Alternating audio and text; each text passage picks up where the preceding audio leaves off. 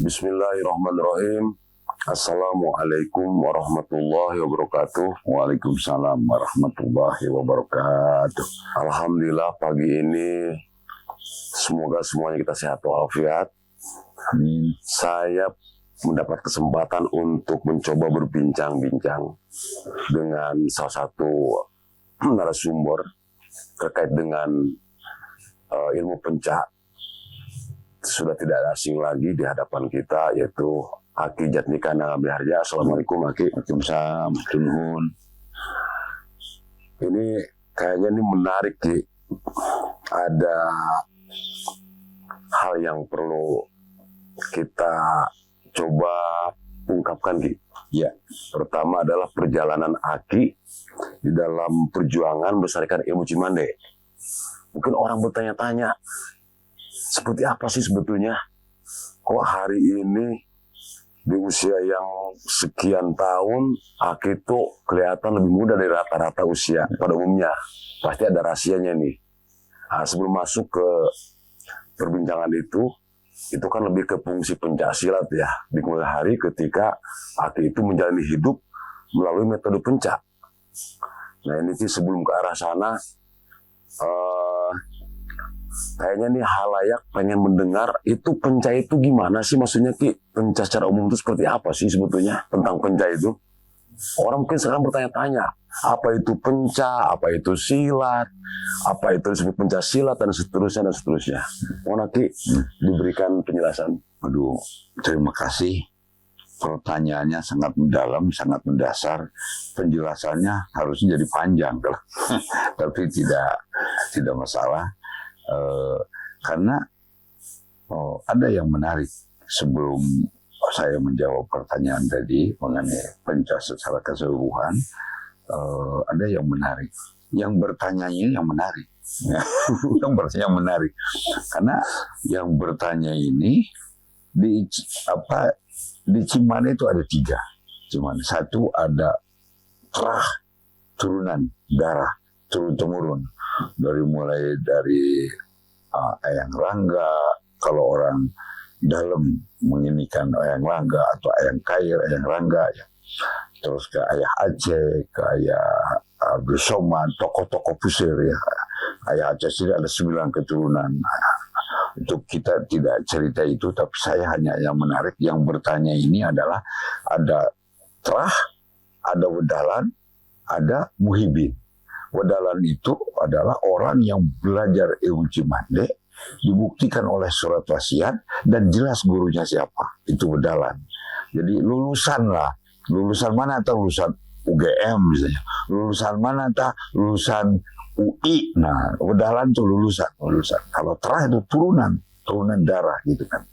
Nah, saya sebut sanad ilmunya jelas gitu. Sanad ilmunya jelas. Nah, terus sehingga dibuktikan oleh surat wasiatnya. Alhamdulillah saat itu kebetulan Kang Saiful Alam juga salah satu penggagas dan pendiri Ikatan Keluarga Besar Cimande ya, saat itu punya cita-cita Cimande ini ingin Cimande dikembalikan ke pusatnya, yang dari muhibin, yang dari terah, yang dari wedalan, kembalikan ke pusatnya. Cita-cita Haji Gufron waktu itu, Kang Gawas. Nah inilah, jadi diantaranya kayak pusat itu sebagai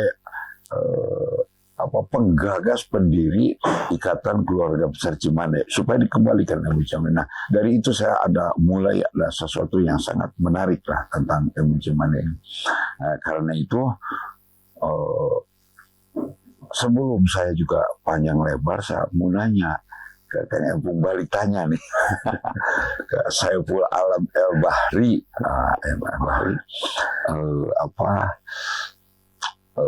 sudah melalang buana di Jogja dan lain sebagainya, dan salah satu penggagas dari pendiri daripada Ikatan Keluarga Besar Cimande, yang kemudian ada PP Aceh, ada ada Pancawana, banyak lagi di Cimande ya. Bahkan dulu ada Hibar Karuhun, misalnya Cimande itu banyak lah. Bahkan terbawa sampai ke Singapura. Nah saya mau nanya, struktur sanadnya terahnya Kang Epung dari mana? Balik nanya nih Punten. Ya, ini apa menjadi penting Ki? nampaknya selewat saja menjadi penting. Ya, Sebetulnya kalau bicara terah itu paling berat, Ki. iya, Dalam tradisi keluarga besar itu, kalau ditanya dari mana, anak siapa, kakeknya siapa, buyut siapa, itu paling berat. iya, Beratnya di mana? Karena salah satu prinsip ajaran di keluarga itu, jangan pernah sekali-kali mengedepankan siapa leluhur kita. Khawatir tidak bisa mengikuti pola hidup, budi akhlaknya, budi pekertinya gitu, Aki. Ya, betul. Makanya mungkin saya termasuk berat juga kini untuk ngomong Iya. ini. Takut juga saya dibidik, oh ternyata ini anak keturunan ini. Ah, Nah, ini jadi bahaya. Nanti saya bisa jadi nulak cangkeng dina punduk. iya. Apa itu artinya ya? Kita kan tilok yang tuh gini, ini bisa pindah ke atas. Oh, saking Gitu, khawatir saking ujubnya. ujubnya gitu. Maka dulu ayah saya ketika saya bertanya ke ayah saya bilang, saya mau ngirim doa. Saya nanya kakek siapa, terus buyut siapa. Nah, bapaknya buyut itu cuma bilang mbah, nggak bilang namanya. Mencari-cari baru Ki setelah kita beneran nih, saya bilang mau tawasul, baru kasih urut-urutannya Ki gitu. Ya. Nampaknya Ki hari ini saya keberatan Ki menjawab pertanyaan Aki. Tapi yang paling tidak, saya ingin sedikit cerita. Waktu Aki bilang tadi ada sebuah pertemuan besar di Cimande, di Tarikolot. Itu ada namanya Musyawarah Besar Ikatan Keluarga Besar Cimande. Dalam satu tempo saya itu pertama kali ketemu Aki. Jadi saya dibisikin sama ayah saya waktu itu almarhum masih ada. Kalau pengen tahu yang anu makekin ilmu Cimande, tuh katanya gitu. Sudah yang mana Pak?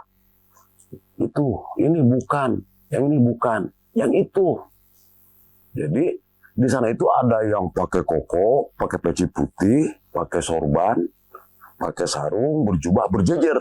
Nah ada salah satu orang yang pakai batik aja, tanpa kopea, peci ya, gugundulan kalau Sunda bilang tuh, pakai celana hitam, pakai sepatu slop. Saya bilang, yang ini apa benar nih, Pak? Saya bilang gitu. Eta. Jadi saya berpikir nggak mungkin, saya bilang. Karena kita dapat gambaran kalau sosok yang makekin ilmu itu harus bersosok pakai sorban, pakai peci, dan sebagainya. Ternyata di kemudian hari saat saya bertemu dengan Aki di tahun 2006 berkesempatan diantar sama ayah saya dengan pesan begini sebelum berangkat. Kalau kamu pengen tahu dan bertanya tentang permasalahan tentang budaya Cimande khususnya umumnya budaya nasional, di sini tempatnya. Saya masih belum percaya waktu itu. Saya bilang apa? Iya ini kan gitu ya kayak gitu. Tapi alhamdulillah 2006 sampai hari ini 2025 saya masih bersama Aki. Di sini saya belajar tentang, malah nggak belajar tentang pencaki ya, belajar tentang pembibitan bambu. Pembibitan bambu. Kayak gitu. Tapi ini episode bambu nih akan kita bahas hubungan bencana nanti lain kali ya. Kembali lagi ke Aki. Jadi sosok yang dimaksud versi ayah saya adalah tidak harus yang pakai ilmu Cimande itu, yang hidupnya itu menggunakan metode Cimande itu tidak harus pakai jubah. Selalu pakai jubah, pakai sorban, pakai sarung sebetulnya. Bisa bergaya apa saja, bisa sangat nasionalis bahkan mungkin kayak gitu.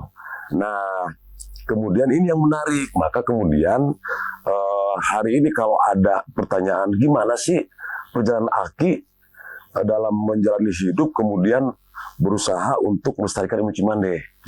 Nah, kaitan dengan sosok itulah. Nah, ini Aki ini sekarang dalam bidikan kita nih. Istilahnya. Maka Aki. Ya, alhamdulillah. Itu supaya Pak Miarsa mengetahui ciri khasnya orang Cimande asli itu begitu. Tidak ujub, dia takabur tidak memperlihatkan turunannya dari mana, bukan karena tidak mau, memang itu adabnya itu memang begitu. Dan jadi sangat dimaklumi, padahal yang kami tahu ayahnya itu Haji Barnas, jadi Saiful Alam El Bahri, ayahnya Haji Barnas, ke atasnya Haji Akmali. Kalau di Cimane itu semua nama sudah diganti. Mama Haji Lukman dulunya Mama Enong gitu kan ya. Haji Akmali, ke atasnya Haji Maad Haji Maad itu nikahnya dengan putranya Ayah Ocon. Siapa? Mbak Asia. Kesononya masih nyambung juga. Haji Maad ternyata walaupun di luar Cimane masih nyambung ke yang Kartasinga. Jadi ini memang terah karena cintanya betul-betul. Jadi dari dulu itu sampai tidak diketahui siapa sebetulnya guru besar Lemah Duru Pangapungan. Dan itulah Mama Aci. Punya 30 murid, di antaranya saya dapatlah ya, ijazah dari beliau tahun 74 ya. Maka ada istilah di KBC bagaimana dari terah, dari Wedalan, dari Muhibin, Ilmu Cimane dikembalikan ke Cimane sebagai museum ilmunya. Karena itu pusat pendidikan mental dan spiritual, khususnya untuk orang Sunda, umumnya untuk Nusantara gitu.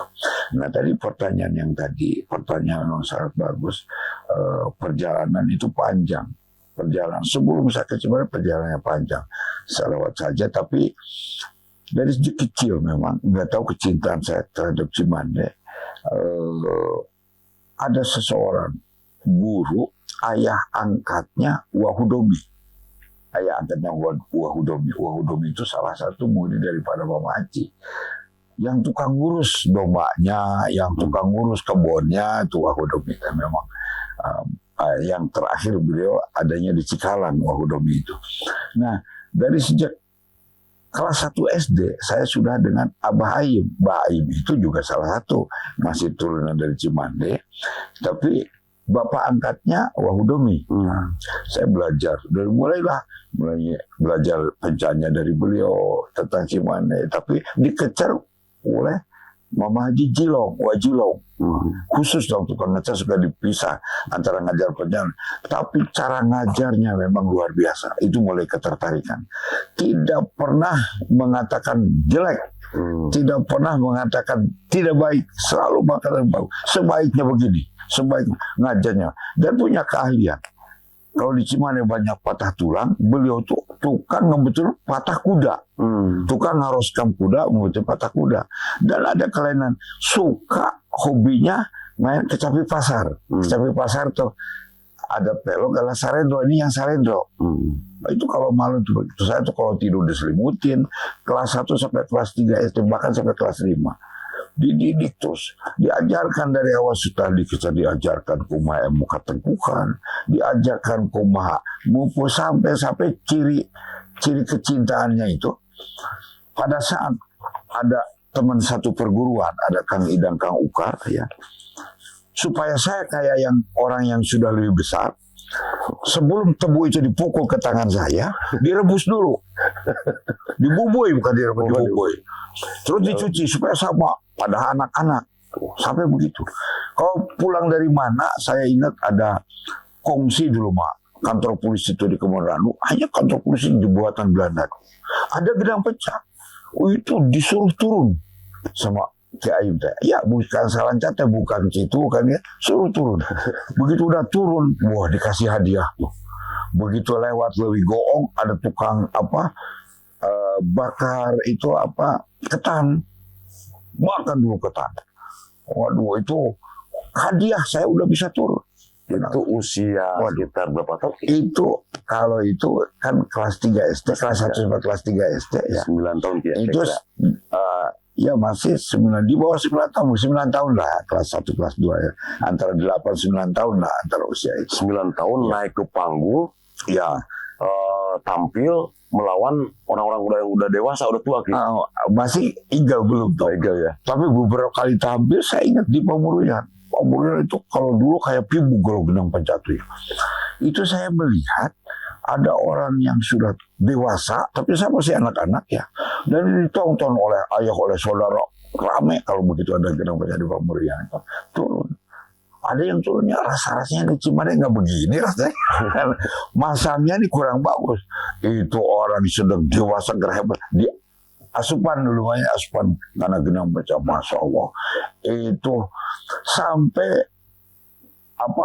ngadu bincurang, dia berapa kali jatuh. Orang dewasa sama saya jatuh. Jadi sebut si motor, kayaknya dia si motor jatuh beberapa kali. Itu disaksikan sama ayah sama guru-guru. Ada Kang Ajam. Kang Ajam tuh orang simpatisan lah kepada saya. Sampai loncat. Gurunya si orang anak muda juga loncat. Karena apa? Jangan sampai keterusan. Makanya anak kecil ngelawan orang tua. Itu pulanglah banyak-banyak. Akhirnya pernah dulu di Sukabumi ada konkur pencak. Saya Iga Cimaneh pernah menjadi juara konkur waktu kelas 5 SD. Nah, perjalanan kelas 5 SD begitu sampai SMP, saya ketemulah dengan 3 orang guru yang memang connecting ke Cimanenya. 1 Ki Adung, 2 Uwa Haji Nahrawi, 3 Haji Ahmad. Jadi inilah yang menginikan karena ternyata Ki Adung ini memang sahabat dekatnya Mama Aci, Mama Enong, Wajid Dayat, semua Cimaneh mengenal kepada beliau lah. Beliau orang Karo Tengah, tapi itu juga menjadi keguruan. Dan memang khas. 3 orang ini khas. Gitu khas. Jadi saya tahu khas-khas tentang Cimaneh udah mulai di SMP udah ada pendidikan.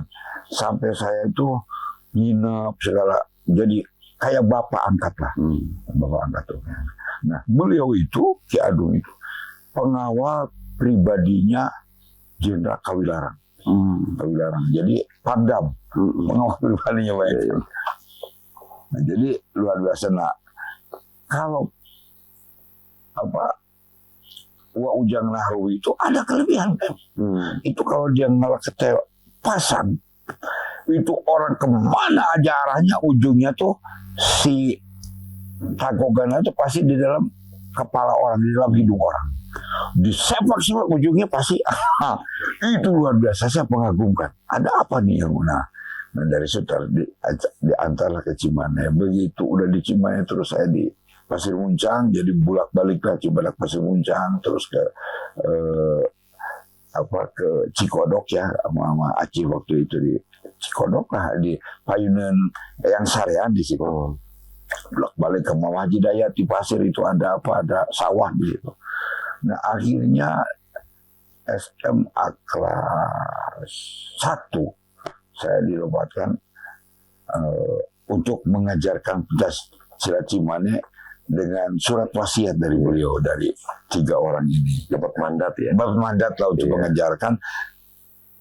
Kula guru Cimaneh memerintahkan, menugaskan kepada nama saya untuk mengajari menjadi guru Cimaneh. Mama Aci guru Cimaneh, Mama Enong guru Cimaneh. Jadi punten tidak ada guru besar, waktu itu guru aja guru Cimaneh gitu kan. Nah, tapi panggilan Mama itu yang saya tahu adalah Mama Ajengan. Tapi ternyata di Cimaneh adalah Mama gelarnya. Nah, jadi itulah perjalanan kelumit perjalanan, tapi terus tidak putus. Dari sejak itu saya mempelajari, Masya Allah. Ya, di saat itu di Cimaneh sampai begini. Di kampung saya, asli kelahiran saya dari Cikidang. Di Cikidang itu 1 kecamatan haji cuma 1. Haji Said, lurah sepuh, lurah bintang Haji Said. Di Cimaneh itu bukan 1 kecamatan, 1 desa saat itu yang belum dipecah-pecah, masih 1 desa Cimaneh. Hampir seluruh yang sudah haji itu udah lebih 100 orang. Ya, udah jadi haji. Jadi menggambarkan kesejahteraannya cukup, kehidupannya yang luar biasa. Jadi saya melihat, saya berpendapat saat itu bahwa itulah pusat kemudian orang Sunatnya dari sini. Dari sejak itu sosok-sosok mempelajari Taimah, terus nyambung ke Uwa Ajud, nyambung ke Bah Atta, nyambung ke Uwa Haji Gowi di ini, nyambung ke Mang Mad'ah, nyambung ke Uwa Hudomi, lagi di Cimane ketemu lagi, nyambung ke Ki Ulang, nyambung ke Mbah Ici, nyambung ke Mbah Ompit, terus beberapa ini di Cimane itu perjalanannya. Nah, tapi saya mengambil perbandingan karena saya pun sama orang tua diajarkan mengenai ilmu usik, ilmu gerak, ilmu cianjuran, ilmu sabar, dan ilmu saya diajarkan. Oh, ternyata ini pendapat saya yang perlu baca. Bahwa bongkot ilmu pencak berasal dari Cimane. Bongkotnya. Nah, jadi bongkot itu induk ya, induknya atau sumber bisa disebut sumber, karena dilihat dari penelusuran sejarahnya memang kelihatan. Contoh misalnya di Panglipul Ibrahim ya, mengatakan bahwa belajar dari ayah Nut sama dari ayah Ocon tuh, itu jadi ke situ. Nah terus ada ayah Ocon mengajarkan kepada menak-menak Cianjur misalnya gitu kan, menak Cianjur. Nah dikasih terangkan ini menjadi tina naonnya Cianjuran teh, oh tina udin paneteg gerak menguatkan otot. Ayah kek, oh itu tina tonyok amreng, kan riwayatnya begitu. Jadi kalau di Cimane lebih kepada rangka, yang dilatih adalah tulang. Nah di Cimane juga ada latihan otot, itu disebut paneteg. Itu di Cicurug saya belajar paneteg dari Wagowi. Wagowi itu putarnya Wahaji Supi. Wahaji Supi itu ya, Masya Allah, ya, salah satu tokoh dalam membahas bola ya di Cimane. Dari situ belajarnya Wahaji Gowi itu mengajarkan tentang paneteg. Jadi ayo tonyok kamu begini, punten itu kan ada yang begitu. Wahaji Gowi tanya amurnya begitu. Oh, ini menguatkan otot, gitu kan. Jadi semua yang menguatkan otot. Nah, di Cianjuran menjadi kek kosong begitu datang, kosong begitu datang, kosong begitu datang, isi. Nah itu Cianjuran kek dipanggilnya. Ayo ulin timbangan keseimbangan. Nah diurut di mana nih bongkotnya? Oh, dilihat dari sejarah, dilihat dari struktur cara latihan, maka terbagilah sama saya ilmu pencak itu ada pancar, paneten, pangesi, pangrasa, parigal. Tapi ada 5 lagi ke atas di Cimane itu aja. Pancar, paneten, pangesi, pangrasa, parigal. Jadi kalau kita satu gerakan misalnya, punten pasang, punten, pasangnya, punten. Ini terdiri daripada 5. Pancernya tulang, posisi tulang. Ototnya, ada ototnya. Pakai rasa, muntah pakai rasa, maka bawaan. Pakai rasa, ya kan? Pakai rasa. Terus, pangesi. Resi, rancangan diisi. Parigal, ketekatannya. Jadi, terdiri daripada 5. Nah, di Cimane. Ada kadituna di Cimane. Randegan. Pengendalian emosi, mentak tonyok, amreng, amteh, amarah, kerja, mengendalikan emosi. Ada pararagan, menggunakan akal, pemahaman. Oh, kelinte artinya begini, oh penerapannya kepada kehidupan begini, pemahaman. Cicing pancing binatang Tuhan alim, ulah ungut kalina, ulah geda ke angin. Pemahaman dalam hidup, istiqomah dalam talek yang pertama. Iman kalau dumasarkan syarat Islam kutekan ucap jeung lampah. Istiqomah di situ kan. Itu pemahaman secara garis besar begitu. Jadi rangka-rangka ini saya dapatkan memang di Cimane.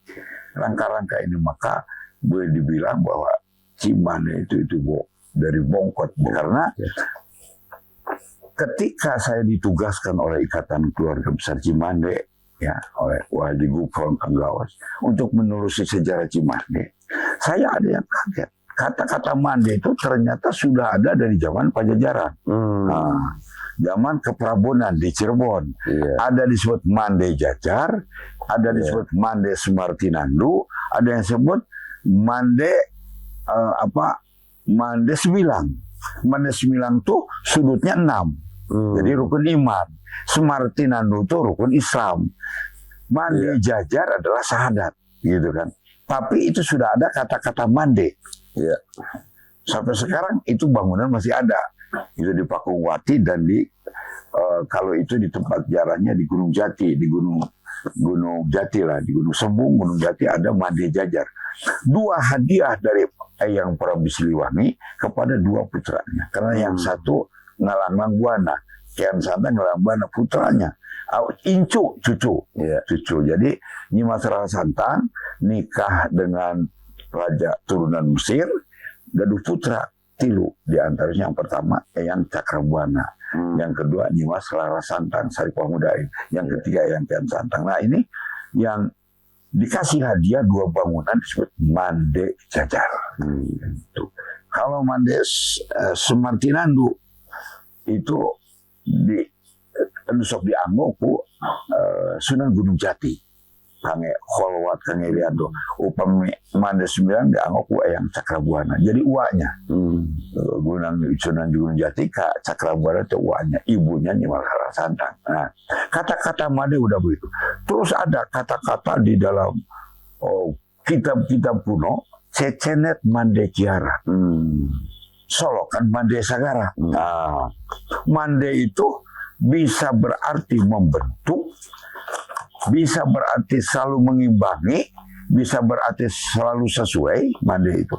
Jadi kata-kata Mande sudah ini, tapi kata-kata ci itu menggambarkan kebiasaan orang Sunda.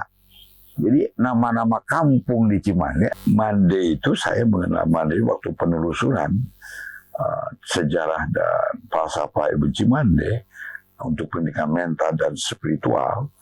Itu ditemukan kata-kata Mande itu ada Mande Sembilang, Mande Semartinandu, Mande Jajar. Itu di Cirebon.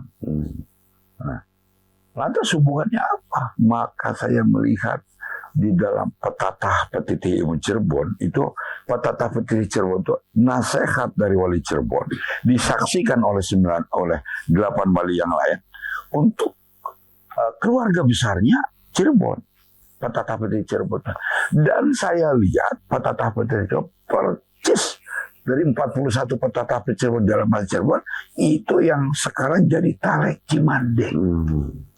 Jadi yakin bahwa Talek Cimande adalah berasal dari Petatah Petitih Cirebon. Petatah Petitih Cirebon itu yang saya kaudinga di Cirebon itu yang mengajarkan keislaman, ada ilmu torekat. Ada torekat Qadilah Naksabandiyah, tapi ada torekat Satariyah, torekat Qadilah Naksabandiyah, ada Sajiliyah, ada Asroriyah, ada Rifaiyah. Itu dalam itu diantaranya yang jadi tarik sekarang itu dari Petatah Petitih Cirebon. Hiji, iman ke Allah, dumasar karena syarat Islam, kutekat, ucap dan lapa.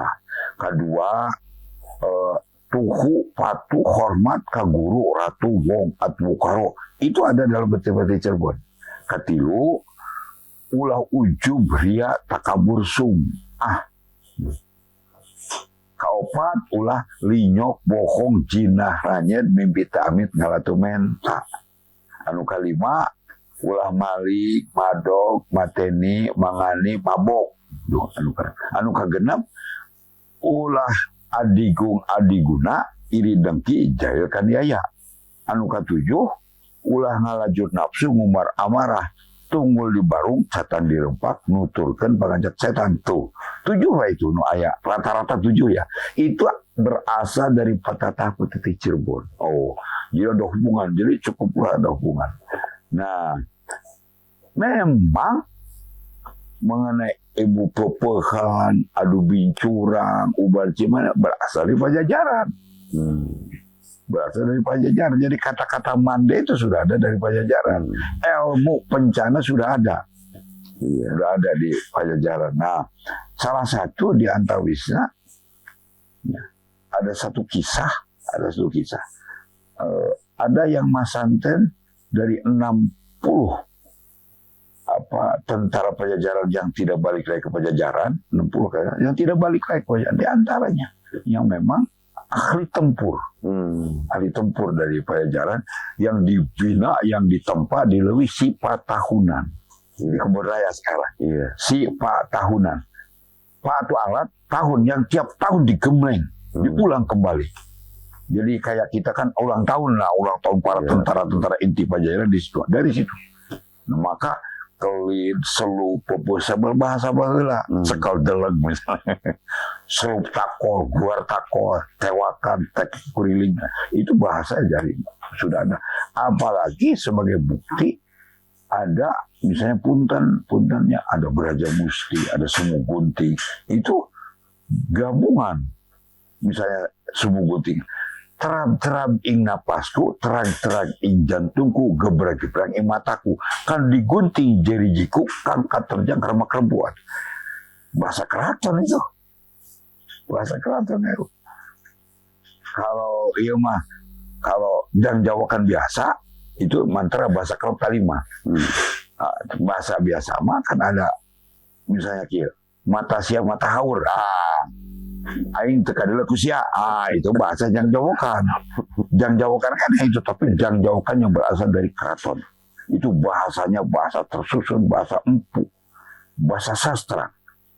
Braja Musti bahasa sastra, Kateguhan bahasa sastra yang sudah Islam, sudah disesuaikan dengan teguh aku maring jisim joha tak jalani Allah yahu hak Allah ya la ilaha Muhammad. Tren di zaman itu setiap orang yang belajar di tahun 70-an harus punya itu.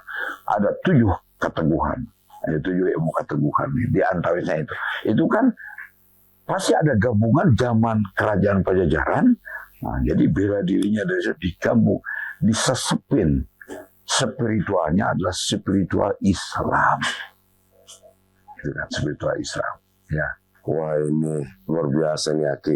Nah, boleh alhamdulillah. Saya sempat catat beberapa poin penting.